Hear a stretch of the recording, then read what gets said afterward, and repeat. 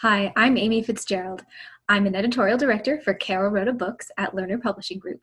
I'm in charge of our middle grade and YA novels, and I'd like to talk to you about a couple of books that are coming out in spring of 2021. My ExImaginary Friend is a middle grade novel by debut author Jimmy Madijek Morris. It's about Jack, who's 10 going on 11, and whose life has become especially chaotic recently. His dad has abruptly left, and his mom is struggling with bipolar disorder, which leads her to leave Jack with his aunt and step-uncle during a manic episode.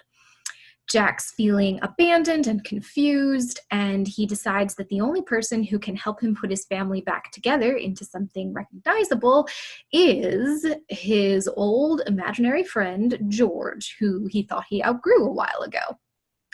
George is a half-human, half-walrus, who's of course invisible to everyone but Jack. He's a little fuzzy on where he's been since he and Jack parted ways, but he senses that Jack needs him again, and he's excited to reunite with him. But it turns out that Jack and George are different now than they were when they last saw each other, and fixing Jack's family and their own friendship isn't going to be as simple as they hope. I love this story because it's incredibly honest about difficult realities while still having such a lovely sense of whimsy and wonder. It's straightforward about the strains of things like divorce and mental illness and growing apart from your childhood friends, but it's also compassionate toward all of its characters. I also love that it's a story about boys who are in touch with their feelings and value the feelings of others.